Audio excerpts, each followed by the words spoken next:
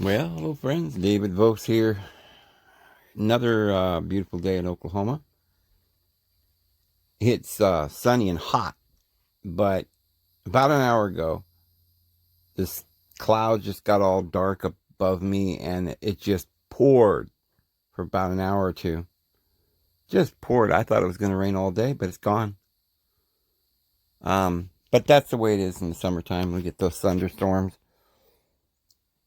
But that makes for a very humid day. I hope you're having a wonderful day where you are. Well, I finally got a camper shell for the back of my truck. Turned out that I was looking for a good deal, so I wasn't looking for, I saw a few on Marketplace that were like $300-400, and they were like hundreds of miles away, and finally found this one that was not too far away, only about 50-60 miles from me, and it was white, just the same color as my truck, and it fit. I guess it came off of a Ford F-150, the same size bed and everything, so it worked real good. So I'm putting that together. I've got a mattress I'm going to put back in the back, and my Coleman coffee maker is what I call it. It's just a little Coleman stove. And I'll probably do some camping here. Maybe we'll go and look at some things and take some pictures too. And the dogs will have to go with me. Probably go someplace north or something. It's getting hot. So, how are you guys doing today? Well, what do we have to talk about now? What's left? After 10 years of talking and yakking and yakking and yakking and yakking, what do we got left? And I look around and I think, everything. We haven't even made a dent in anything. And it occurs to me that just like we're being deceived about everything, it could be that everybody's being deceived about everything, including the fact that human beings don't have the ability to really even know or be aware of, I don't even know what to say or to call it, but we're not aware of something. It's almost, sometimes I've felt this before. I feel sometimes as though I'm inside looking out of two eyes. I mean, that's crazy because that's exactly what we're doing. But I guess you're not supposed to feel that way.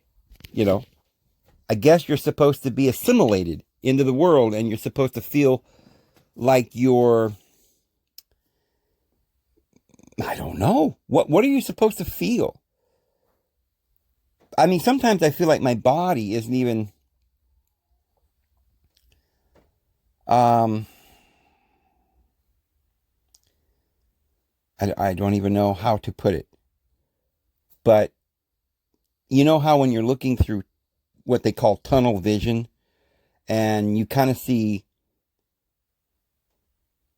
in front of you, and you have some kind of peripheral vision, but it isn't perfect. I mean, you can only see so far to the right, so far up, so far down, so far to the left. You got to turn your head to see anything else. But we get used to that. That becomes normal, and we think that's just reality. Only seeing, what would that be?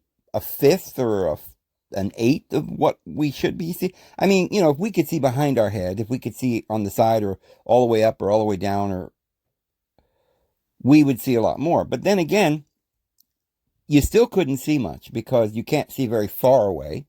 You're only able to look at or see what is in your vision around you. If there's a lot of trees or mountains, you can't see beyond that. And even if you couldn't see farther than a mile or 2 or 3. I mean, I don't know how far, but you're really limited as to what you can actually see. And I suppose that's a good thing.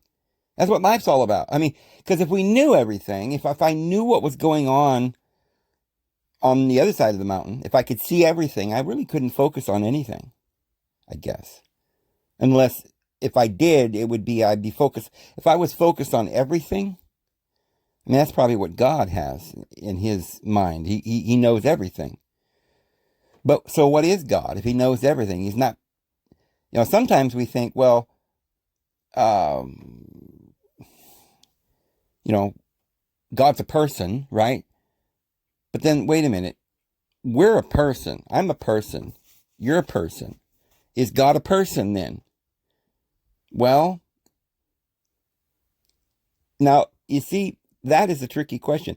Isn't it funny that we have come down through thousands of years, nay, millions, I would say, and we haven't got the foggiest idea what we're talking about? I mean, I know you might be confused about what I'm even trying to say here, but let me try to get you back on track. Here's what I'm saying. So, we say that God is a person. Like, if he wasn't a person, then why would you talk to him? And we assume he's listening, and he hears you, and he answers you. But we know and we acknowledge he doesn't really answer you like that. Now, I know some people, and and I have said that I have had telepathic communication, but I don't know that it's with the Father. It's really with an angel, because the angels they appear before your Father's throne, before the face of my Father in heaven, Jesus says. So, I mean, it's like, if you're going to go by the wording of the verse, it looks like the Father doesn't go anywhere. He sits on a throne up yonder, way in the center of the universe, because he's spirit, right? First of all, he's not flesh. So he wouldn't be wandering around in the earth, right? I mean, he's spirit. And what's spirit? Well, it doesn't have time and space, and there's no dimensions, and so he's just everywhere. And God is omnipotent, omniscient, omni everything. He knows all, sees all, and he is all, and he's above all at the same time. Very odd. I mean, we just say stuff like that, but we don't understand it. So what are we talking about? What is God? Well, then you say, well, God is in you. Okay, well,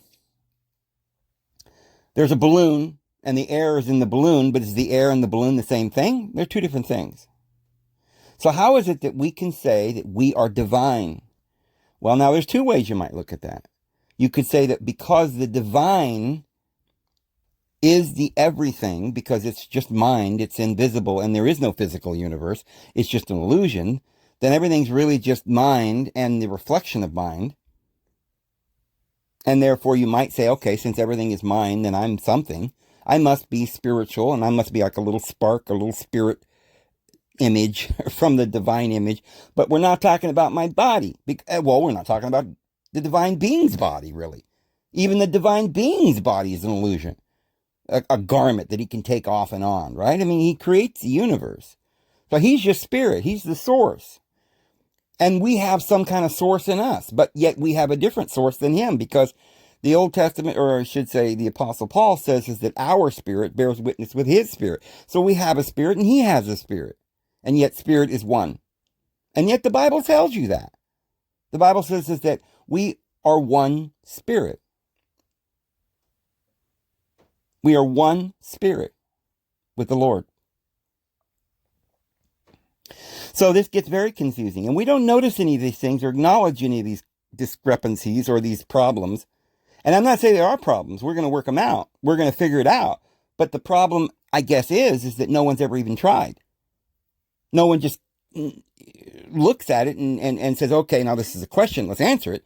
They just look at all this stuff as though they are supposed to understand it. I think it comes from when we're little and we go to church, or our parents or whatever. It's like, don't you deny God, or don't you question it, or so we don't really question anything about it. We just think, well, God, right? So we imagine a bearded man in the sky, but we know that he's not a bearded man in the sky. What are we doing? And shouldn't we know what it is that we're doing now? Because I don't think we can really know what we are if we don't understand what the divine being is. And I don't think, we've talked a lot about what the physical world might be. we've got bold enough to start talking about that and how it might be an illusion and, equals MC squared and all this other stuff, right? And no time and space and reality, and we're all in a hologram. We've talked a lot about a lot of things. But I don't think we've really even scratched the surface about what it is that we're supposed to. So we have to ask to start with, is there any way that human beings with the present mind ability, with our present cognition, is there any possible way that we can even fathom or grasp not only what is God, and I like to say the divine being, because I don't know what the word God means, coming from some Scandinavian, countries and stuff, and what God they worshipped or whatever, Gott. But the divine being, if we haven't even tried to understand that, because I guess we've been told we can't understand that. But what about then ourselves? Can we understand ourselves? And this goes back to Moses meeting Yahweh. It says, what is thy name? Who are you? I mean, it's not like it's that simple. Come on now. I'm not speaking blasphemy here, because if I am, then so was Moses. A lot of people said, who art thou, Lord? In the scriptures, like when they met the person to start the first time, right? And then it ends up they never really met the Lord at all. Remember Moses? He says, let me see you. And he's like, oh, well, you can't see me and live. Well, I'll show you the backside, right, of my hand. So he put his hand over his eyes or something so he couldn't. I guess it would have blinded Moses to see all of him, or it would have killed him. I don't know. Maybe that's an illustration. But somehow or another, Moses was able to see a flicker of his brightness. But see, that must have been the Father there. Remember when Moses went up to Mount Horeb, the mountain of light, and got the commandments of love? Well, of course, the children of Israel were fighting and squabbling, and they'd already made a golden calf. They threw it in the fire, and it came out a golden calf. And that's what the children of Israel worship, according to Acts chapter 7, all the way down through their history. For 40 years, they carried the tent of Molech and the idols that they made with their own hands, which is the only story we have, is the story that we just spoke of, where they threw the gold into the fire and it came out a golden calf or something. And we know that they had this cherubim that was in their temple. And so they didn't understand the divine being. I don't think they even tried. Their whole religion was, you can't make an image of Yahweh. Now, remember, now we're talking about Yahweh, because he went up to Mount Sinai because he broke that commandments and ground it into, powder or whatever. He broke it because they had broken it. It was a symbol. And then he wrote another one on some tables of stone, which is supposed to represent, like the Apostle Paul says, our stony hearts. But so when Moses asked Yahweh, what is your name? He said, my name is I am that I am. That is my name. And you tell the children of Israel that I am has sent thee. And tell them, don't touch my mountain. You better do everything I said. I'm going to send mine angel ahead of you. And he will not pardon your sins. And so the angel of Yahweh followed them all around the place. And it appears that that is the being that they call Yahweh, that Moses actually ended up having a meal with, and the 70 elders. And he spoke from the mountain, this loud, like trumpet voice that scared the people half to death. And it says he spoke with his voice the 10 words. And then when Jesus came along, he said, you've never heard my Father or seen his form. Now Moses had seen something. When he saw Yahweh, he had a meal with him. Abraham had a meal with Yahweh.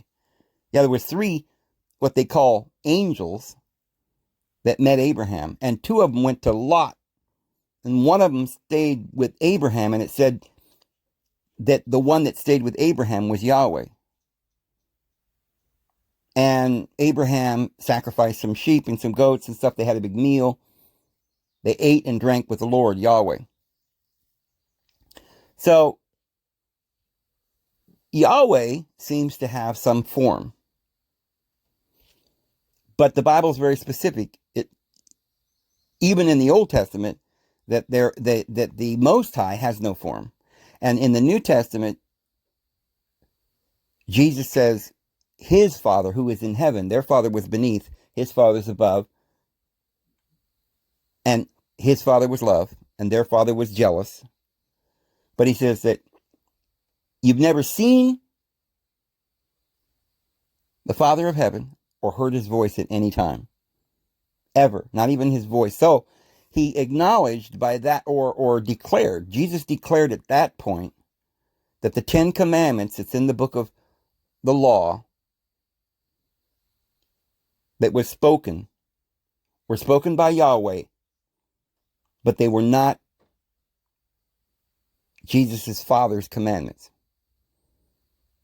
Because he says, you've never seen my deity, my Father. And they asked him, well, why don't you keep the Sabbath? And he says, because my Father, he always uses the word my as opposed to your, like in your law it says, but in I say, and then, Moses brought the law, but I bring the truth. And in this case, he says, my Father is above. My Father is love.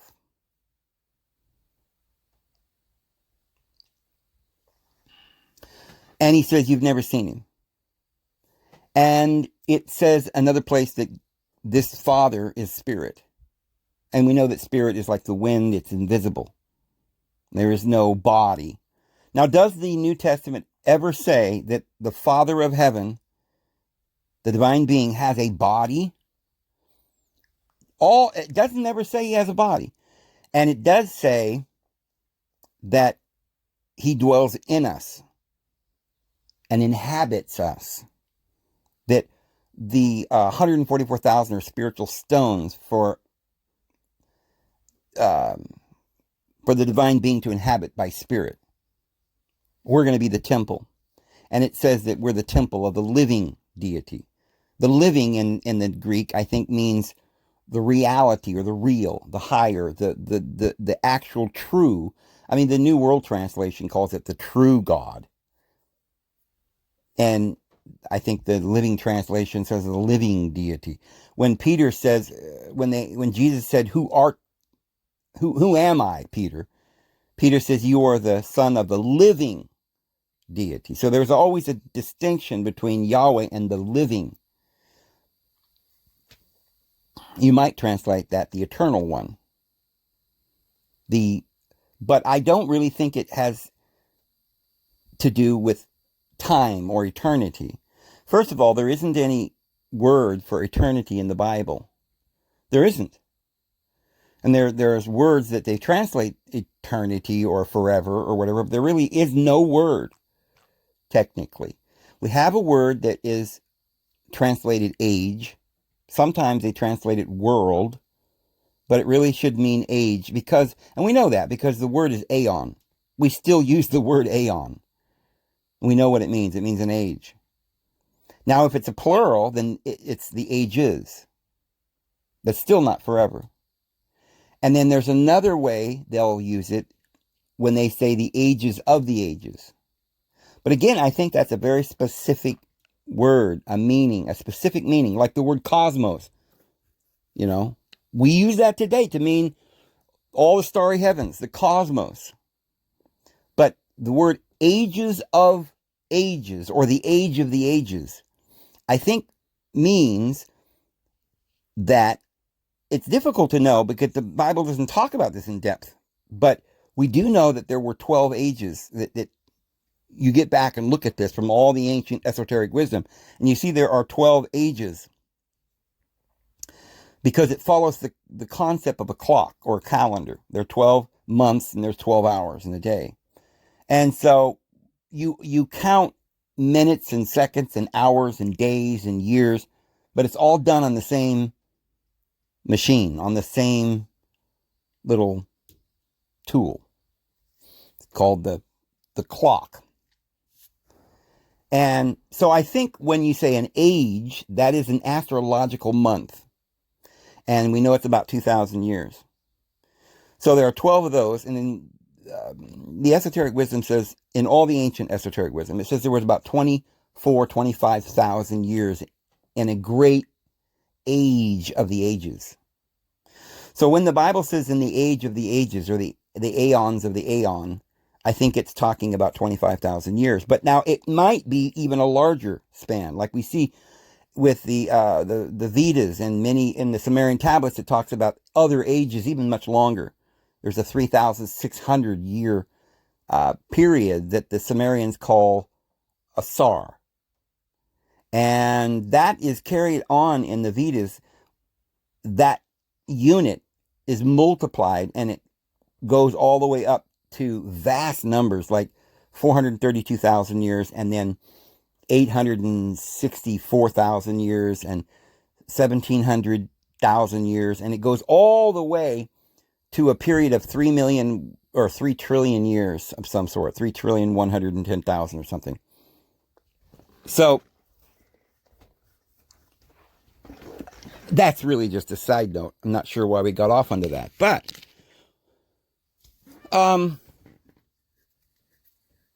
how can we worship the divine being if we don't know who he is or what he is, if we've never seen him? And if you've never seen him or her, then you can't grasp what it looks like. You can't touch him. You can't feel him. But you're supposed to know him. Well, as human beings, we only usually know what we see. Like, I have a friend over here, but I know what he looks like. I know what he sounds like. I know what kind of clothes he wears, the kind of things he talks about, his personality. But we don't talk to God that way. The only way we could get to know the divine being, then, now there is a way. The apostles tell us, because they say that the divine being inhabits his temple, which is the universe, spreads out the stars like a tent to dwell in. And there are these three, but remember, this is all a symbol, because we can't grasp it in reality, but we're getting symbols to try and grasp what God is. So we're told that the universe is like that the outer world is just a wall. And that's not the source. The source is inside it. It's the spirit that inhabits it. So the outer is just what you see. And that part can be burned up. If it's made out of wood, or if it's made out of rocks, it can be crushed into powder. It's temporary. The only thing the Bible says is that the outer, is temporary, but that which is unseen and invisible is eternal, or of the ages and the ages of the ages, or permanent, or real. So we can't. So if it's inside, then the spirit is mostly in the center, the very center. Maybe as it shines outward and it reflects different colors and different, because there's 3 different compartments in the temple. The outer courtyard seems to represent the physical earth, the illusion. It wasn't very holy because the Gentiles were able to come into that area, and they weren't cleansed. They weren't holy. They weren't saints. That's what the word saint means, by the way, guys. People talking about, the saints or the holy ones. What does that mean? It just means they're dedicated or set apart. They're being used by the divine spirit. If you're being used by spirit, by the divine Father and the divine Mother to speak or to, that's what we're going to get to, because how can we be used if we don't know him, right? But, all right, but I'm just telling you what the word saint means. It means something sacred or set apart or being used for some particular special thing. So the best word really is dedicated, set apart, consecrated. That's all it means. So there's no difference between somebody that's holy or a sacred, a saint, right? And a regular person, except that a regular person is not doing anything like as a vessel or a someone doing the service of the Lord, the worship. So how do we worship somebody we've never seen or we don't understand? Well, again, the source then is in the center. The outside then is just an illusion and it's not set apart for any sacred thing. The second gate or the second wall was only for Israelites. You didn't have to be a priest, but you had to be. All Israel was dedicated in some form to Yahweh. They were all under a covenant. So anybody who's under the covenant is under certain obligations, and they were then somehow dedicated, holy saints. That's all it means. If you're a saint, you can't just say, oh, I'm a good person, so therefore I'm a saint. Because that's not what the Bible's talking about. That's not what it means. It means you have to be in the service of the Lord to be a saint. That's what it means. It means you're dedicated. You've been selected, chosen, selected out of the rest of the mundane individuals. So then in the inner part, there was a curtain, and only the high priest could go in once a year, and he had to, it was all kinds of qualifications, and it was very holy, very, very dedicated. I mean, it was pure. I mean, he couldn't go in there. If he had any sin, man, that was it. Right? He had to be a pure man with totally white robes, no spots or wrinkles on his garment, just to illustrate how perfect. Really, the New Testament, the book of Hebrews, says that just illustrated the fact that nobody could go in there because nobody was worthy except for Jesus. And so, what is Jesus? Well, he's in there, in the most holy. He's the only one that could be in there. Why?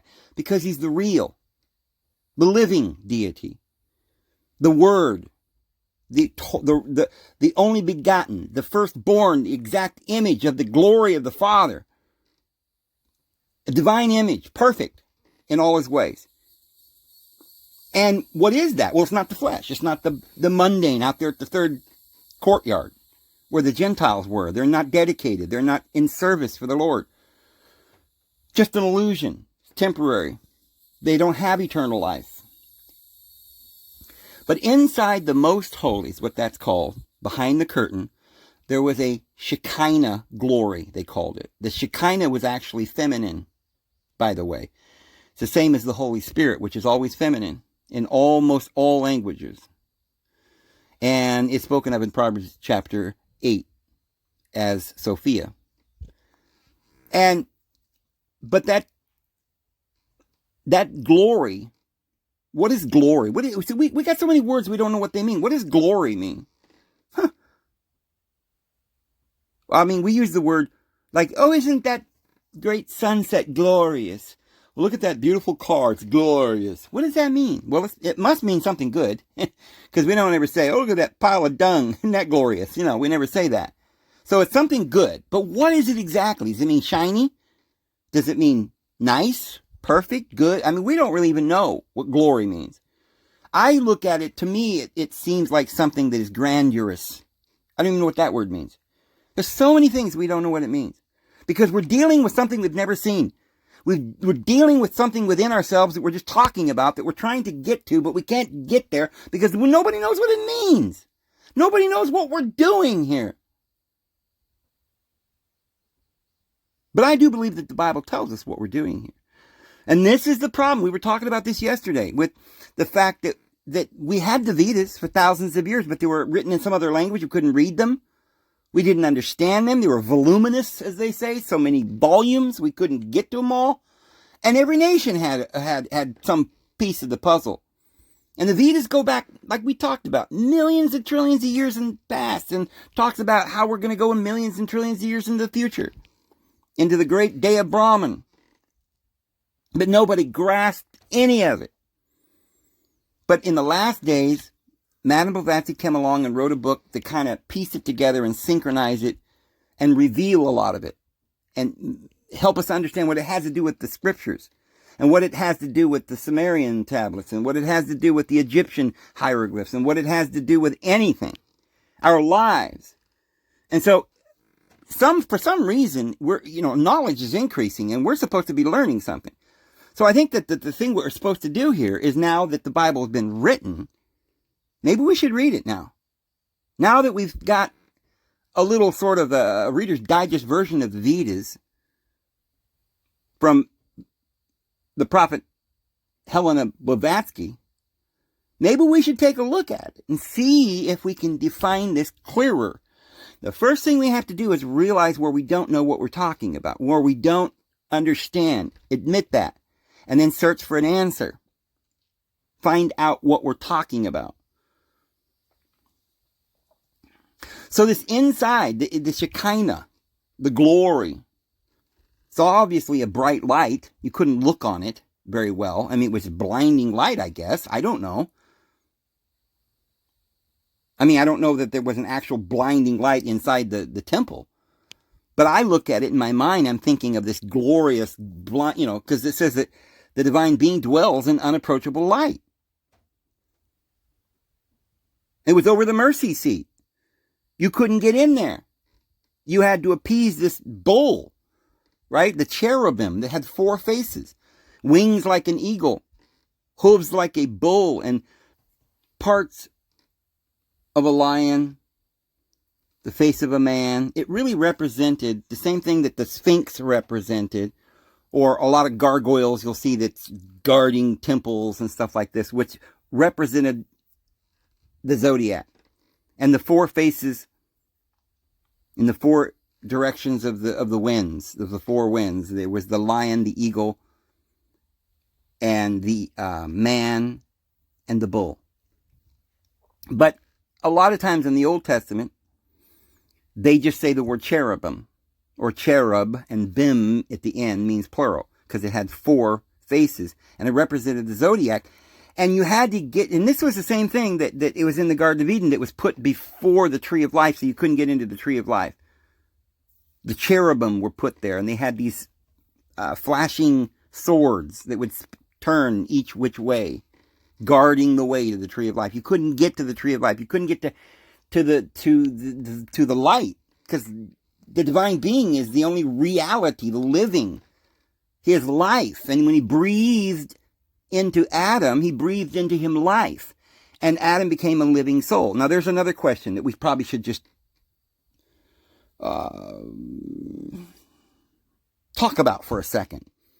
We've got to get back to what we're talking about, because we're not done with that. But for a second, since we lighted upon this is another thing that's completely misunderstood by anyone in the world. Nobody seems to understand this. They say, well, we got body, soul, and spirit. Those 3 things. That's what we're made out of. Spirit, body, and soul. Like there's 3 different things. Now, we know what the body is. And I think we know what the spirit is. And the Bible does talk about the spirit ascending and the body going back to the dust as it was. It's pretty obvious to see that one is physical and one is spiritual, one is invisible, one is tangible. And so if there is a physical body, we also have a spiritual body. This makes sense. This is spirit. We understand spirit. We understand the body. But the soul, nobody seems to be able to understand. Because what more is there? We've got spirit, we've got body. What's the soul? Sometimes when I think about it, I think of personality. Who I am. Because, who I am is not the body. But is who I am the spirit? Well, if who I am is the spirit, then when God breathed into Adam the spirit, did he breathe into him a personality? No, I don't think that's what that means. I think he meant he breathed into him the spirit of life. The activity, the invisible force. May the force be with you. The power, the energy that makes you alive. And the body is just this thing, the physical part. So again, what is the soul? Well, notice what it says there in Genesis 3. It says, or Genesis chapter 2, it says, and he breathed into him the breath of life, and Adam became a living soul. So, first Adam was just a body. Then he had air breathed into him, breath. And then he became a living soul. Now so you could just say, well, then a soul is what a spirit and a body is together. But I don't think so, because it uses the word soul in the Genesis chapter 1 for the animals and stuff. They had these living souls, the swarms and all the beings and the creatures that the Lord made. They were all living souls. They all had breath, and they were moving, and they all had bodies, so they are all souls. So sometimes we get too carried away with this word soul, like it's some different thing that, humans have souls, but animals don't. Well, if a turtle has a soul, or a dog, then I don't know what a soul really is. It's just that they're a living creature. So some people translate the word soul as a creature. Now, if you had a dead body, it's not a creature.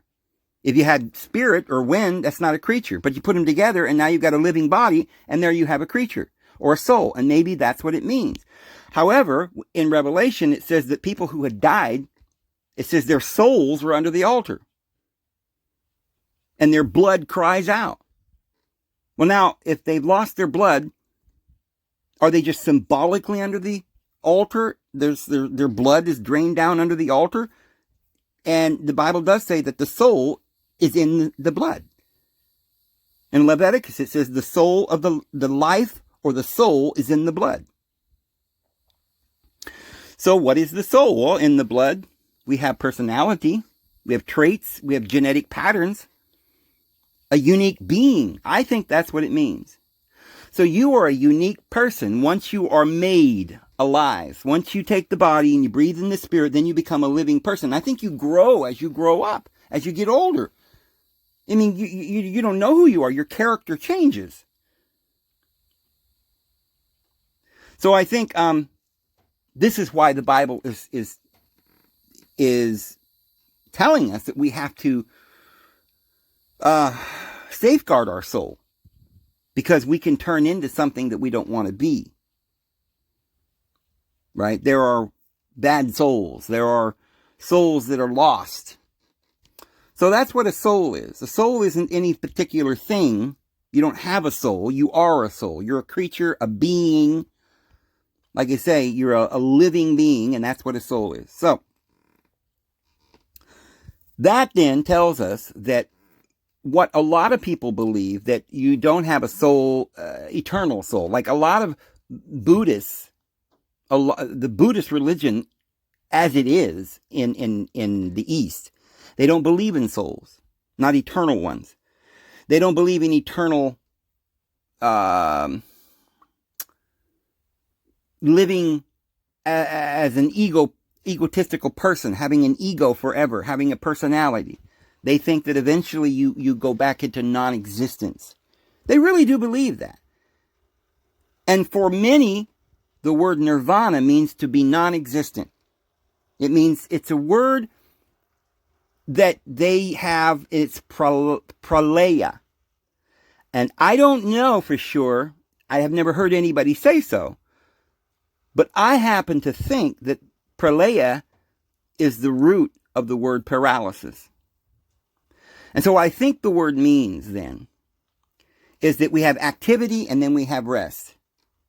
And I think that the true teachings of the Hindu verses, the Vedas, are not saying that we go into non-existence, but that we have activity and rest.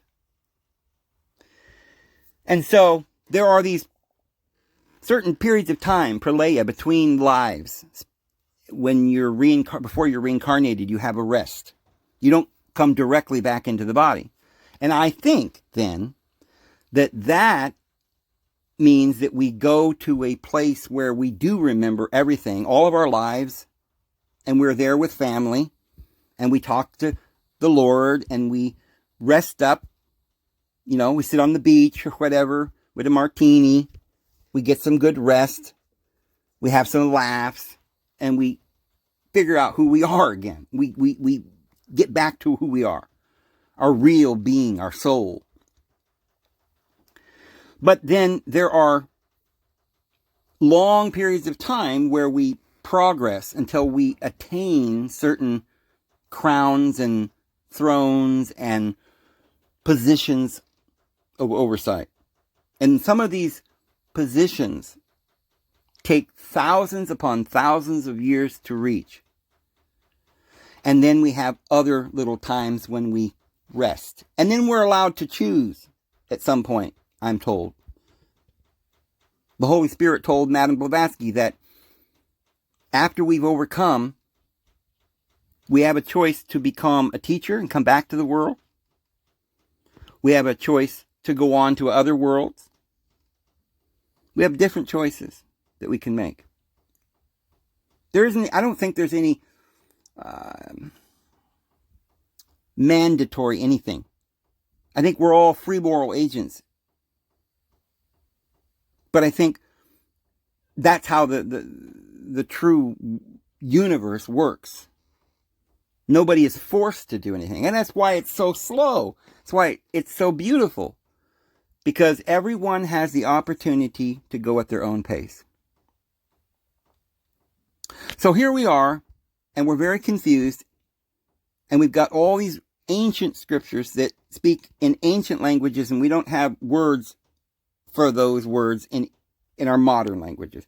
And we're completely lost. And I think really, if we don't even know what a soul is, and we don't know what our Father in heaven is, and we don't understand even who Jesus is, then I don't know how. I mean, on top of that, we're supposed to worship them, and we don't know what that word means. What does that mean? Well, there's some words in the Bible that mean to bow down.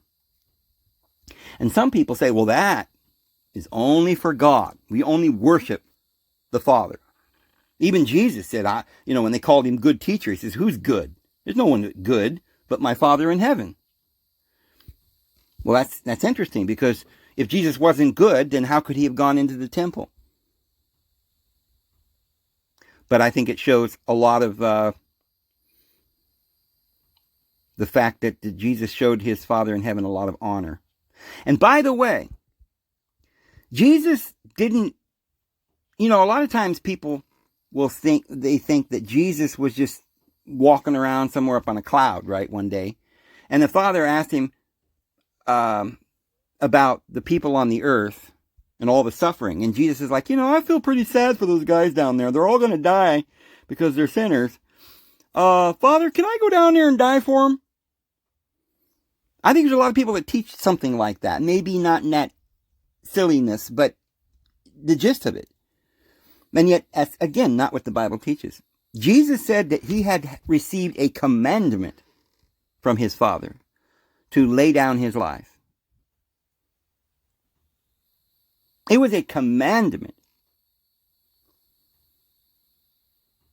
And he says he also had a commandment to take it up again. And he says, I do whatever I see my Father doing. And this is the part that I want to talk about. Because we started off by saying, does the Father, our Father in heaven, have a body? Is he a person? What is he? Does he have a soul? Is he just spirit? He don't have a body, so he can't be a creature. He's not a created thing. He's not a manifested thing. So he can't be a soul, right? Well, Joseph Smith said, and this is something that you can understand from reading Madame Blavatsky and all the prophets. But Joseph Smith said specifically that man is now what God once was, the Father he's talking about. And what God is now, man will become. And you get an understanding. This is why it's so important that we read the prophets, modern prophets, and not just one particular prophet in the past. Jesus talked about the dead prophets, but he says you have a living prophet with you and you don't believe him. Well, we all have the opportunity to talk to Spirit, to our Father in heaven. We all should take that opportunity to have communion with the Father. This is what Jesus came to offer mankind. Communion with one another and with the Father and his Son. And so this is important. But Joseph Smith then is saying that there are many worlds and we're progressing from world to world. And that our Father, with whom we have to do, the Father of the Lord Jesus Christ, also has a Father. And he has a Father. Now, I think it's a little bit like there is a Father of the solar system, and there is a Father of a much larger area, maybe a district in the galaxy, and then there is a galactic Father. And above that, there are many more fathers. But, so why doesn't the Bible talk about that? Well, on a lower level, before people even understand who they are, people couldn't comprehend what a soul was. They couldn't comprehend spirit because it's invisible. So the Bible uses a word that's also used for wind, because it's like a parable. That's the only way you could talk to people who didn't know, who had never seen it. So he said, well, it's like the wind. It's a power that can blow over houses, but it's invisible. It's a force. It's energy. That's the best we could get to understand. Now, if you tried explaining to primitive individuals thousands of years ago what this invisible power was, you couldn't just say some word. We didn't have a word. The closest thing was wind. But that only was, like I said, a parable, and therefore people are going to have concepts. When you speak those things to people, they're going to conceive of something, and it's difficult to know where all your students are in their concepts of reality. Some have varying degrees of conceiving and understanding the true reality.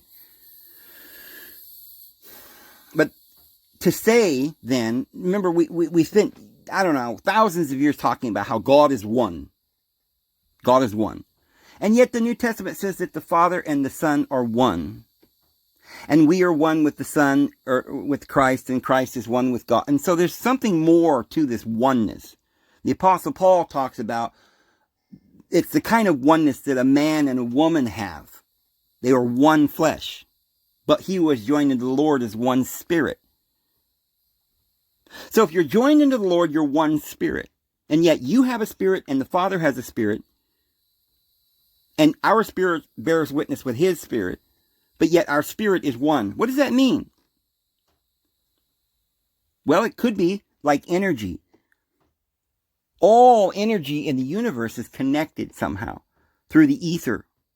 But let's not get into that. But it's a oneness. It's a power that is connected. And all the light in the universe is somehow connected to all the other light and all the other power and all the other entities. Because, why? Because really time and space is a concept. Now, to try and teach that to some Aboriginal tribe that has never had university training or can read or write, you're not going to be able to do that. So this is a progressive understanding. We're not talking blasphemy. We're just progressing in our understanding, friends. So is the divine being a person? Yes. Can you talk to him? Yes. Does he hear you? Yes. He has messengers. What do you think he has messengers for if he can't hear?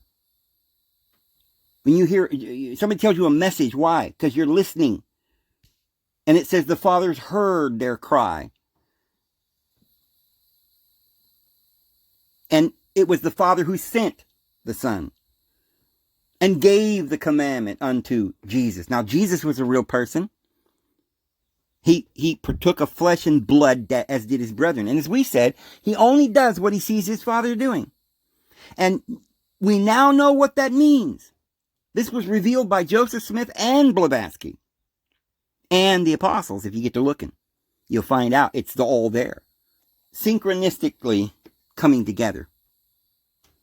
And the Father never lies. It's just that when mankind is in a certain place where they can't comprehend everything, he gives them a little bit, line upon line, here a little and there a little. We're not talking blasphemy, friends. This is progression of knowledge. We're growing in grace and in truth. While the old man, this physical, carnal body, is wasting away from day into day, we're growing and being renewed by spirit, by the renewing of our mind. And we're learning by the things in which we suffer. And we're growing in grace.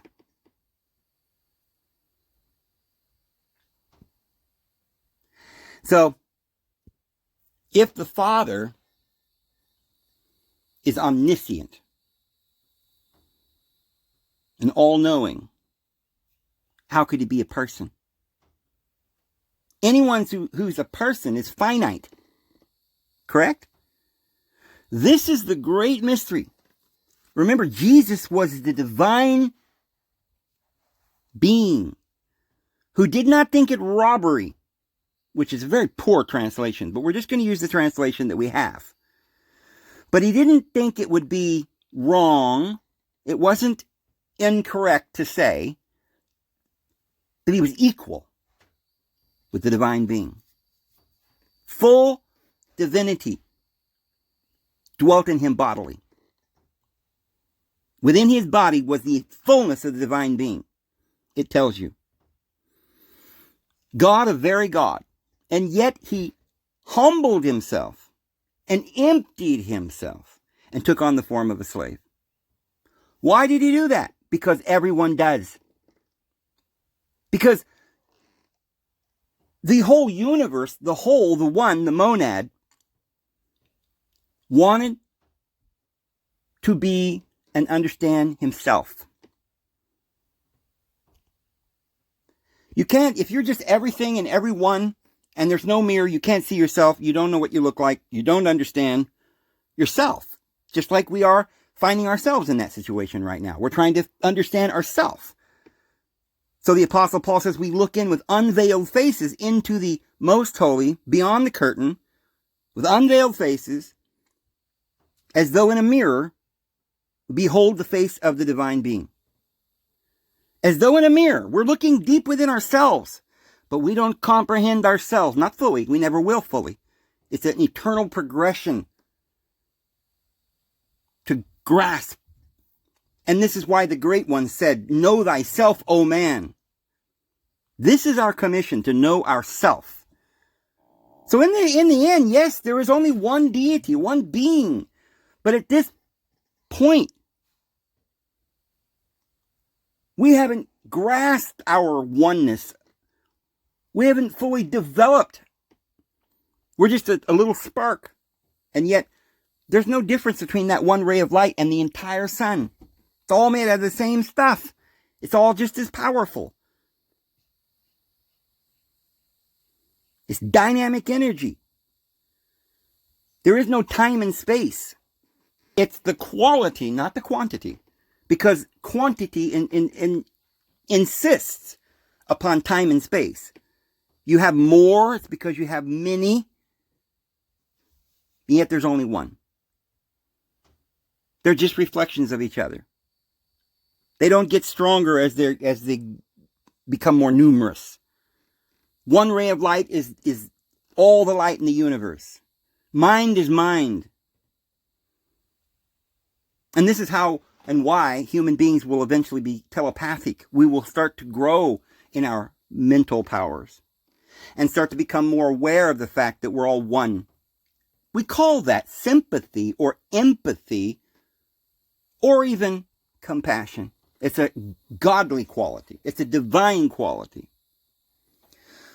So yes, our Father in heaven is so much more advanced and amazing and perfect and beautiful than we are. We're progressing. One day we'll be like him because we're made in his image. But like I said the other day, my body is pumping blood throughout my veins, breathing at a certain pace, keeping my blood pressure at some point that is compatible with my veins and, the pH balance and digesting food and all of these thousands of little things that the body is doing, but I'm not aware of it. I'm not controlling my breathing. My subconscious mind. Why do we have a subconscious mind? You see, it's all the same thing. It's our mind. You can take over your subconscious mind. You can start breathing on your own without just giving up and letting your subconscious do it for you. Now, is that subconscious you? Well, yes, it is you. It is your mind. But the part of the mind that you're using, that you think of when you think of you, is just your conscious mind. That's the part that you're sitting here thinking about yourself, that with the tunnel vision looking out these two eyes, wondering, if you're who you really are. Because you know why you don't know if you even know who you are? Because just like you'd have no clue what's the subconscious mind, your own mind is doing sometimes. And you get kind of scared and you start getting afraid, that maybe it doesn't know how to do everything and you got to take over, and then you start hyperventilating and then you could die. You got to have faith. You got to just realize it's working wonderfully and just let go. It knows the mind is powerful. The only problem with mind is your conscious mind. That's the only part of mind that can be deceived, that needs to learn, that needs to, and really, what does it mean, learn? You already know everything. Your superconscious mind's running the universe. All the flowers are growing and all the gravity that's pulling the rocks to the ground and everything, you're doing that in your superconscious mind. You're in control of everything. And when you develop your psychic phenomenon and abilities, you'll be able to do just like your breath. You'll be able to take over breathing for a while, consciously. Lower your breathing down to a place where people think you're dead, right? And then you go, oh, look, I'm resurrected from the dead. Because you're so amazing, sometimes you can fool people with these powers. Well, at the same time, one day you're going to realize, wow, I'm actually controlling every physical thing going on around me. And you'll begin, and yes, you'll figure out how you can be doing it and the other person's doing it and we're all doing it, and yet we're all separate and yet we're all one. I know, there's a lot more to learn. But yes, you are omnipresent. You right now are living on a multi-dimension universe. We call it time and space so that we can understand it. In other words, you live here and now in this body, and you're going to come back in another body there at that time, and again at another time, and in that body, and another space on another planet in another galaxy, and yet all of that is you, and there is no time and space. You're doing it all right now. And eventually you'll make all the rounds and you'll cover the entire age of Brahman, and you will have become Brahman. One with Brahman, Nirvana. Does that mean you lose your soul? No. It means you've gained your soul. It means you finally remembered who you are. And does it mean you'll lose your little ego? Absolutely not. Because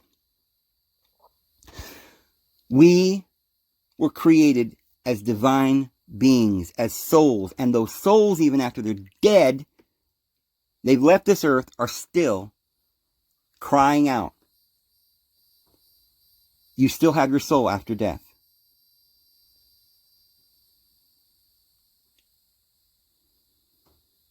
So this is why, friends, it's important to read everything that the Father has provided for us. When you read the New Testament and you pray, the Lord will send His Spirit. He has promised us that to help us understand these things. But remember that the Lord sometimes sends angels too. That's why it says in the New Testament that some people entertain angels unaware. Did you know that? Did you know that you entertained an angel, but you were not aware of it? Yes, angels come to people today, and this is why their angels always appear before my Father's face.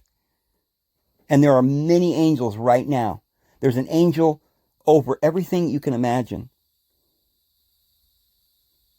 Because the universe is not a bunch of mindless matter. It's just reflections of mind. And all the angels are parts of your own mind.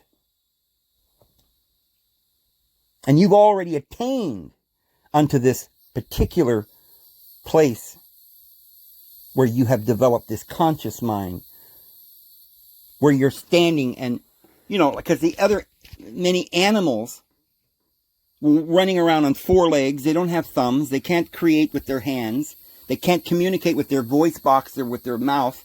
They haven't developed it, but that doesn't mean they don't have the potential. They're still a soul. They still have the spark of the divine.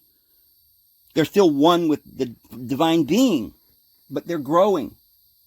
Their comprehension will grow eventually until they realize that their little selfish world can grow into a much greater, larger congregation. And it's wonderful. It's sharing. It's better than being alone. But at first, you have to start off as a baby just drinking milk. You cannot eat solid food. And babies have to be taken care of, and they're got to be carried, and you got to, change their diapers. I'm sorry, that's just the way it is. You can't do it on your own. But one day you grow up to be a human, and you can run like the wind, Tonto. And one day we'll grow up and realize our amazing potential, that we are one with the divine being, and we'll understand what the divine being is, and we'll understand who we are. And when we do that, we will have joy, eternal joy. And that is the purpose of life. Matter and spirit inseparably joined as a creature, as a soul, as an expression of the divine glory. And so they asked Jesus, why was this man born blind? And he says that the glory of God might be revealed. Because you see, right now, when you can't see the glory, then it needs to be revealed. You're blind. This man was born blind. He couldn't see the glory. So why was he born blind? So that he could see. He was born blind so that the glory of God could be revealed to him, so that he could see. This was a spiritual blindness, and we're all blind. We're all deaf. We're all lame. But it's not a big deal. Don't worry. Don't be afraid. It's only for the glory of God to be revealed in you. The Christ in you, the hope of glory. And you have no chance of not getting there. Because the Father loves you, and he has you in his grasp, and he will not let go. He loves everybody. And you go at your own pace. Learn what you feel you want to learn. Don't be afraid. But when the Lord looks down and says, I love you, you'll know it. You'll feel it. And sometimes we're in a dark moment and we're all by ourselves and alone, and we feel sad and we don't understand how there could be anything good about this world. Well, that's probably what the baby feels when he's crying in the crib. But we love that baby. And it's all going to be worth it. He's going to grow up someday. And we're all heirs. Heirs of God. Joint heirs with Christ. Everything's going to be all right, guys. Anyway, so well over an hour. I'm going to go ahead and go. We'll see you tomorrow. Have a good one.